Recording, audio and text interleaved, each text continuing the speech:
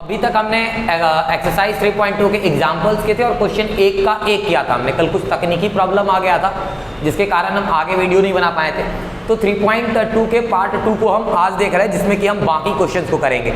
आते हैं एक्सरसाइज 3.2 के क्वेश्चन नंबर 2 पे। एक्सरसाइज 3.2 क्वेश्चन 1 का 2 कर रहे हैं हम लोग सबसे पहले। तो क्वेश्चन 1 का 2 देखते हैं। सवाल है कि 5 पेंसिल तथा 5 पेंसिल तथा 7 कलमों का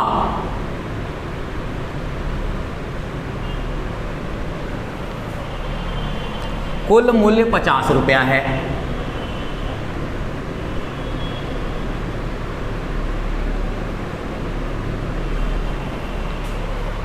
जबकि 7 पेंसिल तथा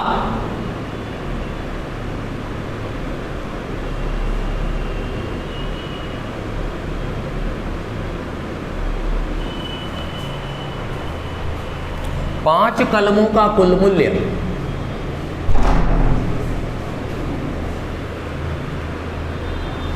जबकि 7 पेंसिल तथा 5 कलमों का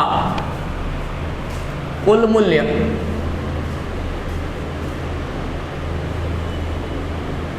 46 रुपया है। एक पेंसिल का मूल्य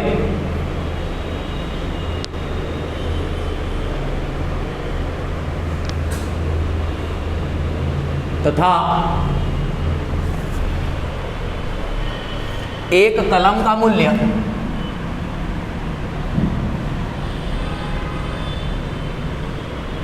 ज्ञात कीजिए।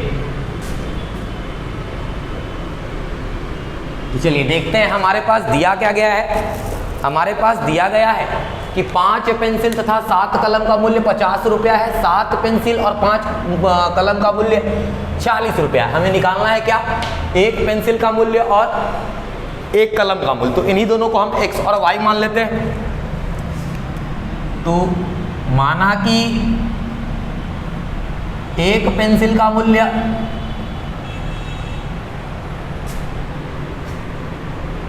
बराबर x रुपए तथा एक कलम का मूल्य बराबर y रुपए है। हमने मान लिया एक पेंसिल का मूल्य x और एक कलम का मूल्य y। तो हम पहली बार खरीद रहे हैं 5 पेंसिल और 7 कलम। तो प्रश्नानुसार एक पेंसिल का दाम यदि x रुपए है तो 5 पेंसिल का दाम हो जाएगा हमारे पास 5x। यदि एक कलम का मूल्य y रुपए है तो 7 कलम का मूल्य हो जाएगा 7y। और दोनों मिला के हमें कुल कितने रुपए लग रहे हैं, 50 रुपए लग रहे हैं। यह है हमारा समीकरण 1। अब इस समीकरण 1 के लिए एक मान सारणी बना लेते हैं। तो उसके लिए हम क्या करते हैं, सबसे पहले x का वैल्यू निकाल लेते हैं यहाँ से। तो 5x बराबर 50 और ये प्लस का 7y इधर आया माइनस 7y। यहाँ से x का मान निकाल लिए तो 50 माइनस 7y बटे 5। अब इसके लिए हम बना लेंगे एक मान सारणी।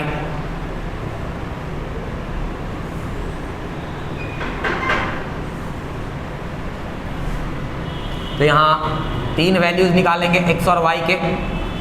x और y लिख दिया हमने यहाँ। चलिए जरा बड़े वैल्यूज को पुट करेंगे। यदि हम y के जगह 0 पुट करते हैं, पहले 0 ही पुट कर लेते हैं। तो y बराबर 0 रखने पर, तो जब y के जगह 0 रखा तब हमारा x का मान आ गया 50 माइनस 7 इंटू लड्डू और बटा में 5 यानी कि 50 माइनस लड्डू बटे 5 यानी कि 50 बटे 5। ये कट करके आ गया हमारा 10। यानी जब हम y के जगह 0 रख रहे हैं तो x का मान आ रहा है 10। इस बार y के जगह अब नीचे 5 है तो 5 का गैप लेंगे हम। तो 0 से 5 आगे यानी कि 5 रख लेंगे y के जगह। 5 रखने पर तब हमारा x का वैल्यू आ जाएगा 50 माइनस 7 इंटू 5 और नीचे में 5 यानी कि 50 माइनस 35 बटे 5 यानी कि 15 बटा में 5 यानी कि कट करके ये आ गया हमारा 3।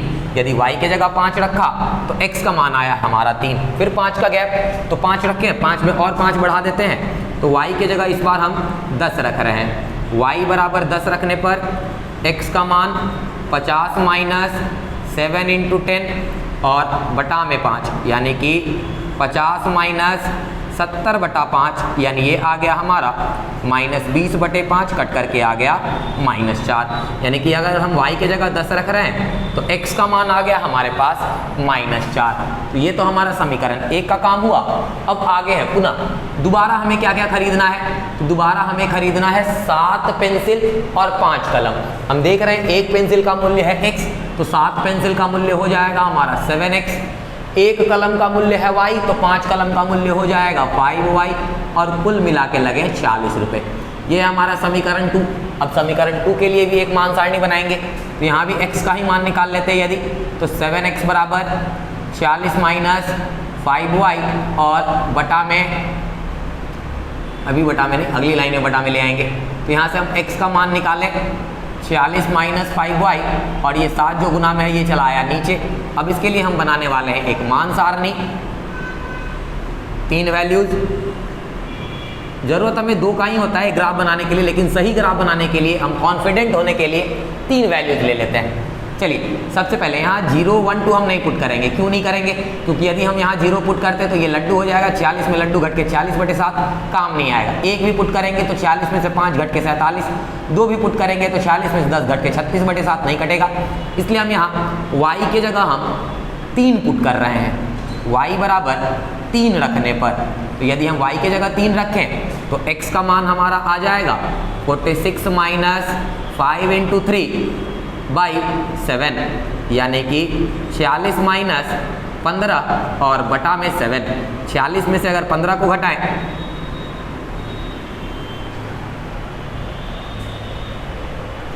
रुका है 3 रखने पर भी काम नहीं बन रहा हमारा, क्योंकि ये घट करके 31/7 आ गया। तो 3 नहीं, इस बार हम y की जगह 5 रखने जा रहे हैं। आगे और बढ़ते हैं, y की जगह यदि 5 रखें तो ये हमारा 46 माइनस 25 और 46 में से अगर 25 घटाएंगे तो 21 बटे 7 यानी ये कट के आ गया 3, यानी कि x का वैल्यू हमारा आया 3। कब? यदि हमने y की जगह 5 रखा तो x का वैल्यू आ गया है 3।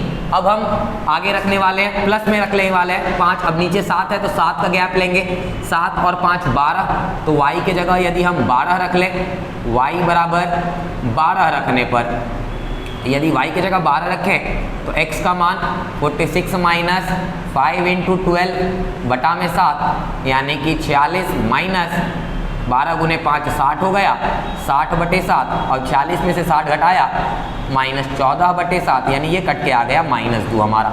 यानी यदि हम y की जगह 12 रख रहे हैं तो x का मान हमारा आ जा रहा है -2। फिर से 5 का गैप लेना है तो इस बार वापस चले आते हैं, 7 का गैप लेना है तो 5 में से इस बार 7 को घटा देते हैं तो -2 यदि पुट करते हैं, y बराबर -2 रखने पर इस बार y की जगह हम रख रहे हैं -2। तो यदि y की जगह -2 रखें तो x का मान 46 माइनस 5 इंटू -2 बाई 7 यानी कि 46 प्लस 10 बाई 7 यानी कि 56 बटे 7 कट करके आ गया 8। यानी y की जगह यदि हम -2 रख रहे हैं तो x का मान आ जा रहा है 8। तो अब हमारे पास ये दोनों मान सारणी है। मान सारणी में हम देख रहे हैं 10, 12 तक का वैल्यू है। तो इस बार जो हम ग्राफ बनाने जा रहे हैं और जो गिनती लिखेंगे वो गिनती 1, 2 नहीं बल्कि 2 मात्रक का लिखेंगे, यानी 2, 4, 6, 8, 10, 12 इस प्रकार से लिखने जा रहे हैं हम। ठीक है, तो चलिए सबसे पहले तो हम अक्ष बना लेते हैं अपना x अक्ष और y अक्ष।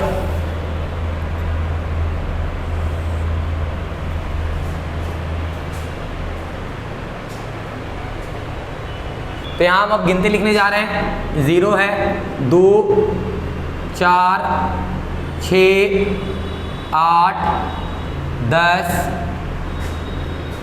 12 और 14 तक लिख लिए। इधर लिख लेते हैं प्लस में 2, 4, 6, 8, 10, 12। इधर लिख लिया माइनस में -2 -4, इधर भी लिख लेते हैं -2 -4 -6 -8। अब हमें माइनस में ज़्यादा काम नहीं, इसलिए माइनस के साइड ज़्यादा बड़ा नहीं खींचे। चलिए आ जाते हैं अब पॉइंट्स को खोजते हैं। तो पहला पॉइंट है हमारा x 10 y 0, x 10 और y 0 हमारा यहाँ हो गया। इसके बाद हमारा अगला पॉइंट है x 3 और y 5। तो x 3 कहाँ होगा? तो x 3 होगा हमारा ये 2 और 4 के बीच में, और 5 हमारा होगा लगभग 4 और 6 के बीच में, लगभग यहाँ पर हम मान लेते हैं, है ना। ये हमारा 3, 5 है, x बराबर 3 और y बराबर 5। अगला वैल्यू है हमारा x बराबर -4 और y का मान है 10, यानी कि -4 वाले लाइन पे हम 10 पर खींचेंगे, यानी कि यहाँ इन तीनों को हम मिला देते हैं।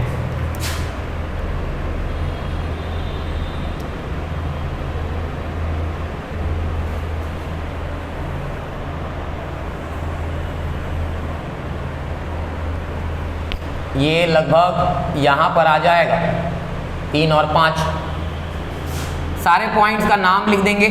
जैसे इस पॉइंट का नाम था हमारा x 10 और y 0, इस वाले पॉइंट का नाम है x 3 और y 5, और इस वाले पॉइंट का नाम है x -4 और y 10। चलिए आगे बढ़ते हैं जरा। ये तो हमारा समीकरण 1 के लिए बनाए थे, तो इसको हम समीकरण 1 का नाम दे देंगे। तो समीकरण 1 था हमारा 7x plus 5x plus 7y बराबर 50। अब आते हैं हम अपने दूसरे समीकरण में। दूसरे समीकरण का हमारा पहला पॉइंट है x 3 और y 5। 3 और 5 तो यही हमारा मिल गया। दूसरा पॉइंट हमारा x -2 और y 12। x -2 और इसी लाइन पर 12, ये हमारा -2 और इसी लाइन पर 12। थोड़ा 10 को इधर लिखना पड़ेगा हमें, क्योंकि पॉइंट यहाँ हमारा बन रहा है। -4 10 को इस साइड लिख लेते हैं। पॉइंट हमारा है x -2 और y 12, यानी कि ये हमारा यहाँ पर होगा। 2 पॉइंट मिल गए हमें। अब हमारा तीसरा पॉइंट है x 8 और y -2। तो x 8 और y -2 हमारा लगभग यहाँ पर है। तीनों पॉइंट को फिर से मिला देंगे। इन तीनों को, ये है 1, ये 2 और ये हमारा तीसरा पॉइंट, इन तीनों को भी मिला दिया। तीनों पॉइंट का नाम लिख देंगे। ये हमारा बना है x 8 y -2, ये 3 और 5 लिखा गया है पहले से ही। और ये हमारा है x -2 और y 12। और इस वाले लाइन को हम दूसरे समीकरण के लिए बनाए हैं, तो इसका नाम दूसरा वाला समीकरण लिख देंगे। दूसरा वाला समीकरण था हमारा 7x प्लस 5y बराबर 46। दोनों बिंदु कटे हैं x बराबर 3 पर और y बराबर 5 पर, यानी हल हो गया हमारा 3 और 5। अब x हमने क्या माना था? x माना था हमने एक पेंसिल का मूल्य, यानी एक पेंसिल का मूल्य हमने x माना था, और x का मान आया 3, यानी एक पेंसिल का मूल्य 3 रुपए। और एक कलम का मूल्य हमने y माना था, और y का मान आया है 5, यानी एक कलम का मूल्य है 5 रुपए। आते हैं हम अपने क्वेश्चन नंबर 2 में। अब क्वेश्चन नंबर 2 हमारा कह रहा है कि अनुपातों a1 बटा a2, b1 बटा b2 और c1 बटा c2 की तुलना कर ज्ञात कीजिए कि निम्न समीकरण युग्म द्वारा निरूपित रेखाएं एक बिंदु पर प्रतिच्छेद करती हैं, समांतर हैं अथवा संपाती है। यानी कि हमें उस सारणी को याद कीजिए जो हमने पिछले वीडियो में बनाया था। सारणी के अनुसार हमें बताना है a1 a2 b1 b2 और c1 c2 के अनुपातों को निकाल करके कि इनसे जो रेखाएं बनेंगी, यानी जो ग्राफ जो बनेगा वो कैसी रेखाएं होंगी। एक बिंदु पर प्रतिच्छेद करने वाली प्रतिच्छेदी रेखाएं, कभी नहीं काटने वाली संपाती रेखाएं, या एक लाइन के ऊपर ही दूसरा लाइन यानी कि संपाती। चलिए चेक करते हैं। पहला समीकरण है हमारा 2 का 1 का पहला समीकरण है 5x minus 4y plus 8 equal to 0। ये हमारा समीकरण 1। और हमारा समीकरण 2 दिया गया है 7x plus 6y minus 9 equal to 0। तो यहाँ से हम क्या करते हैं, a1 a2 b1 b2 और c1 c2 का मान लिख लेते हैं सबसे पहले। तो हमारा a1 का मान है 5, b1 का मान है -4, c1 का मान है +8, a2 का मान है 7, b2 का मान है 6 और c2 का मान है -9। अनुपातों को निकालना है। सबसे पहले a1 बाई a2 निकालेंगे, यानी कि 5 बटा 7। फिर हम b1 बाई b2 निकालेंगे, यानी कि -4 बटा 6। ये 2 से कटा, ये 3 से कटा, 2 से 3 बार में और 2 से 2 बार में। तो ये हमारा आ गया -2/3। तो हम क्या देख रहे हैं, इन दोनों का अनुपात सेम नहीं है। जब सेम नहीं है अनुपात तो हमें आगे काम करने का जरूरत नहीं, सीधे लिखेंगे कि चूंकि यहाँ a1/a2 नॉट इक्वल आया है b1/b2 और इस शर्त में रेखाएं प्रतिच्छेदी बनती हैं, यानी रेखाएं प्रतिच्छेदी हैं। आते हैं इसी 2 का 2 देखते हैं। तो 2 का 2 लिखा है 9x + 3y + 12 = 0, ये हमारा समीकरण 1। और 18x + 6y + 24 = 0, ये है हमारा समीकरण दूसरा। चलिए मान लिख लेते हैं। तो a1 का मान है यहाँ हमारा 9, b1 का मान है 3, c1 का मान है 12, a2 का मान है 18, b2 का मान है 6 और c2 का मान है 24। सबसे पहले अनुपातों को निकालना है, तो सबसे पहले हम निकालेंगे a1/a2 का मान। तो a1/a2 यानी कि 9/18, 9 से एक बार में, 9 से दो बार में, यानी ये आ गया हमारा 1/2। दूसरा हम निकालेंगे b1/b2, तो हमारा b1 का मान है 3 और b2 का है 6, ये भी 3 से एक बार में, 3 से दो बार में कट के आ गया 1/2। और तीसरा है हमारा c1/c2, c1 के जगह है हमारा 12 और c2 के जगह है 24, एक बार में 12 से और ये दो बार में 1/2। तो यहाँ हम देख रहे हैं तीनों अनुपात सेम आया, a1/a2 इक्वल आया b1/b2 इक्वल आया c1/c2। अब जब तीनों अनुपात समान होते हैं तब रेखाएं कैसी बनती हैं? तब रेखाएं समपाती बनती है। समपाती कहने का मतलब एक ही रेखा पर दूसरी रेखा, यानी क्या लिख देंगे? रेखाएं समपाती हैं। आ जाते हैं हम अपने क्वेश्चन 2 का थर्ड में। तो 2 का थर्ड है हमारा 6x - 3y + 10 = 0, ये है हमारा समीकरण 1। और 2x - y + 9 = 0, ये है हमारा समीकरण 2। हमें बताना है इनकी रेखाओं के बारे में। तो सबसे पहले a1 का मान 6, b1 का मान -3, c1 का मान 10, a2 का मान 2, b2 का मान -1 और c2 का मान 9। सबसे पहले हम a1/a2 निकालेंगे, यानी कि 6/2 किया, 2 से काट दिया 3 बार में, यानी ये आ गया 3। दूसरा हम निकालेंगे b1/b2, यानी ये आया -3 बटा -1, माइनस को माइनस से काट दिया, 3/1 कहने का मतलब 3। c1/c2 जब निकाला तो c1 का वैल्यू है 10 और c2 का है 9। तो हम क्या देख रहे हैं? हम देख रहे हैं कि a1/a2 इक्वल है b1/b2 के, लेकिन ये लोग c1/c2 के इक्वल नहीं हैं। तो जब दो इक्वल होते हैं, तीसरे के इक्वल नहीं होते हैं, तब इस वाले शर्त में रेखाएं समांतर बनती हैं, यानी कि रेखाएं समांतर हैं।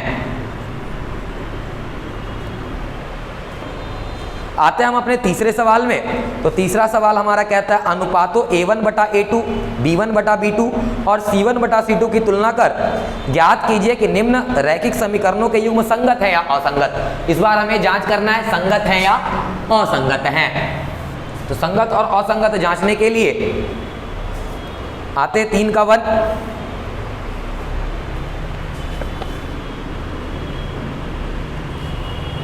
सवाल दिया गया 3x + 2y = 5। सबसे पहले 5 को खींच के इधर ले आएंगे, यानी कि 3x + 2y - 5 = 0, ये बना हमारा समीकरण 1।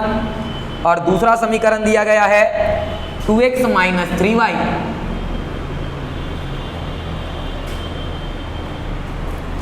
= 7। 7 को भी खींच के ले आएंगे इस साइड, यानी कि 2x - 3y - 7 = 0, ये बन गया हमारा समीकरण दूसरा। चलिए अब मान लिख लेते हैं। a1 का मान 3 है, b1 का मान 2 है, c1 का मान -5 है, a2 का मान 2 है, b2 का मान -3 है, c2 का मान -7। सबसे पहले हम a1/a2 निकालेंगे, यानी कि 3/2। जब b1/b2 निकालें तो ये आया 2/-3। जब माइनस ऊपर चला जाएगा तो ये -2/3। दोनों आपस में इक्वल नहीं है, इसलिए हम लगाएंगे, लिखेंगे चूंकि a1/a2 नॉट इक्वल टू आया है b1/b2, और इस कंडीशन में केवल एक एवं अद्वितीय हल होते हैं और जिनके हल निकलते हैं वे संगत होते हैं। इसलिए लिख देंगे यहाँ पर कि समीकरण युग्म संगत हैं।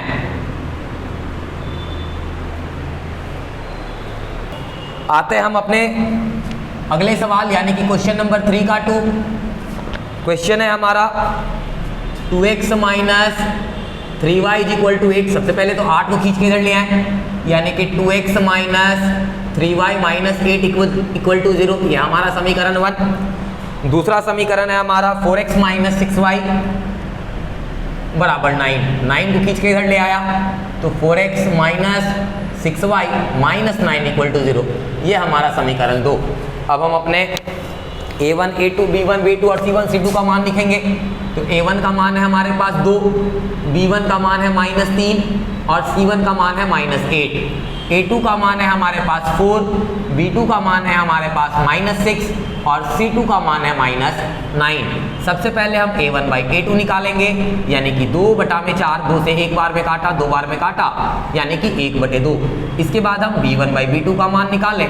जब b1/b2 का मान निकालें, यानी -3/6, माइनस माइनस काट दिया, 3 से एक बार में, 3 से 2 बार में, यानी ये भी आ गया 1/2। जब हम c1/c2 निकालने आए तो ये आया हमारा -8/-9, माइनस को माइनस से काट दिया, फिर भी आया 8/9। तो हमारे पास क्या आया? हमारे पास आया a1/a2 इक्वल आया b1/b2 के, और ये नॉट इक्वल है c1/c2 के। इस वाले शर्त में कोई हल नहीं निकलता है, और जिन समीकरण युग्मों का कोई हल नहीं निकले तो वो समीकरण युग्म असंगत हैं, यानी यह दोनों, ये जो समीकरण युग्म है ये असंगत हैं। आते हैं हम अपने अगले सवाल, क्वेश्चन नंबर 3 का 3 में। 3 का 3 सवाल है हमारा 3/2x + 5/3y = 7। सबसे पहले 7 को ही खींच के इधर ले आए, यानी कि 3/2x + 5/3y और +7 को इधर लाया, -7 = 0। ये हमारा बना समीकरण 1। और हमारा दूसरा समीकरण दिया गया 9x - 10y = 14। 14 को भी खींच के इधर ले आएंगे, तो 9x - 10y - 14 = 0। ये हमारा समीकरण दूसरा। फिर हम a1, a2, b1, b2, c1, c2 का मान लिखेंगे। तो a1 का मान है हमारे पास यहाँ 3/2, b1 का मान है 5/3 और c1 का मान है -7। a2 का मान है 9, b2 का मान है -10 और c2 का मान है -14। सबसे पहले हम a1/a2 निकालेंगे, यानी कि 3/2 और नीचे में 9। इस 9 के नीचे कुछ नहीं है तो 1। अब ये 4 नंबर बन गया। 4 नंबर के लिए हम लोग पढ़े 1/2, ये 4 वाला ऊपर और ये 3 वाला नीचे। इससे 3 से 9 को काटा 3 बार में, यानी आ गया हमारा 1/6। इसके बाद हम b1/b2 का मान निकालेंगे। तो b1 है हमारा 5/3 और b2 है हमारा -10 और इस -10 के नीचे 1। फिर से 4 नंबर के लिए 1/2, 4 वाला ऊपर और 3 वाला नीचे। 5 से 10 को काटा 2 बार में, माइनस को भेज देंगे ऊपर, तो ये आ गया हमारा -1/6। अब देखते हैं, ये +1/6 है, ये -1/6 है, इक्वल नहीं है दोनों, इसलिए हम यहाँ लिख देंगे चूंकि a1/a2 नॉट इक्वल आया है b1/b2 के, और इस शर्त में केवल एक एवं अद्वितीय हल होते हैं, यानी कि समीकरण युग्म संगत है। जिनका हल निकल जाए वे संगत होते हैं, तो समीकरण युग्म संगत हैं। आते हैं हम क्वेश्चन नंबर 3 के 4 में। तो क्वेश्चन नंबर 3 का 4 है हमारा 5x - 3y = 11। 11 को खींच के इधर लाया सबसे पहले तो 5x - 3y - 11 = 0। समीकरण 1 है ये हमारा। दूसरा समीकरण लिखते हैं -10x plus 6y is equal to -22। -22 को भी खींच के इधर लाएंगे तो -10x प्लस 6y और ये प्लस 22 बराबर 0 हमारा हो गया समीकरण 2। अब हम a1 a2 b1 b2 और c1 c2 का मान लिखेंगे तो हमारे पास यहाँ a1 का मान है +5, b1 का मान है -3 और c1 का मान है -11। a2 का मान है हमारे पास -10, b2 का मान है 6 और c2 का मान है 22। सबसे पहले हम a1/a2 निकालें, यानी कि 5 बटा में -10, 5 से 10 को काटा 2 बार में, 1 बार में 5 और ये माइनस चला गया ऊपर, यानी ये आ गया हमारा -1/2। दूसरा मान निकाल ले b1/b2 का, यानी कि -3 बटा में 6, 3 से 1 बार में, 3 से 2 बार में, ये भी आ गया -1/2। तीसरा मान निकाल ले c1/c2 का, c1 का मान है हमारे पास -11 और c2 का है 22, 11 से 1 बार में, 11 से 2 बार में, यानी ये भी आ गया -1/2। तो हम क्या देख रहे हैं, हमारे पास यहाँ क्या आ गया है, a1/a2 इक्वल आया b1/b2 इक्वल आया c1/c2। जब तीनों अनुपात बराबर तब अपरिमित रूप से अनेक हल होते हैं, अनेक हल हुए यानी कि समीकरण युग्म संगत है, जिनका भी हल निकल जाए वो संगत हो जाते हैं। यहाँ अपरिमित रूप से अनेक हल निकल रहा है, इसलिए ये दोनों समीकरण युग्म भी संगत हैं। आते हैं हम अपने 3 के आखिरी क्वेश्चन में। क्वेश्चन नंबर 3 का 4 देखते हैं। तो 3 का 4 है हमारा, क्वेश्चन नंबर 3 का 4 लिख रहे हैं। अच्छा 3 का 4 तो हम लोग कर लिए, 3 का 5वां करेंगे। अब आखिरी क्वेश्चन है, ये लिखा है 4/3x प्लस 2y बराबर 8, प्लस 8 को इधर ले आया, यानी 4/3x plus 2y minus 8 equal to 0, ये हमारा बन गया समीकरण 1। और दूसरा समीकरण हमें लिख के मिला है 2x प्लस 3y बराबर 12 को खींच के इधर ले आया, यानी कि 2x plus 3y minus 12 is equal to 0, ये हमारा बन गया समीकरण दूसरा। a1 a2 b1 b2 c1 c2 का मान लिखेंगे तो a1 का मान है हमारे पास 4/3, b1 का मान है 2 और c1 का मान है -8। a2 का मान है हमारे पास 2, b2 का मान है 3 और c2 का मान है -12। सबसे पहले हम a1/a2 निकालना चाहेंगे, यानी कि 4/3 और इसके नीचे 2, इस 2 के नीचे 1 है, यानी कि 4/3 ये 1 चला जाएगा ऊपर और 2 आ गया नीचे, 2 से इस 4 को काट दिया 2 बार में, यानी ये आ गया हमारा 2/3। इसके बाद हम निकालेंगे b1/b2 का मान, तो b1 का मान है हमारे पास 2 और b2 का मान है 3, ये आ गया हमारा 2/3। c1/c2 भी निकालेंगे, तो c1/c2 जब निकालेंगे तो c1 का मान है हमारे पास -8 और c2 का मान है हमारे पास -12। माइनस से माइनस को काट दिया, 4 से 2 बार में और 4 से 3 बार में, ये भी आ गया 2/3, यानी तीनों अनुपात फिर से सेम आ गए। तो चूंकि a1/a2 इक्वल है b1/b2 इक्वल है c1/c2, इस शर्त में अपरिमित रूप से अनेक हल होते हैं और हल निकलने वाले समीकरण संगत होते हैं, यानी कि ये समीकरण युग्म संगत हैं। तो अपने इस वीडियो में आज हम यहीं तक करेंगे, इसके बाद के क्वेश्चंस को हम अपने अगले वीडियोस में करेंगे, है ना। अब क्वेश्चन नंबर 4, 5, 6 और 7 बच गए, तो इन चारों क्वेश्चन को हम अपने अगले वीडियो में करने वाले हैं। तब तक पढ़ते रहिए, आगे बढ़ते रहिए।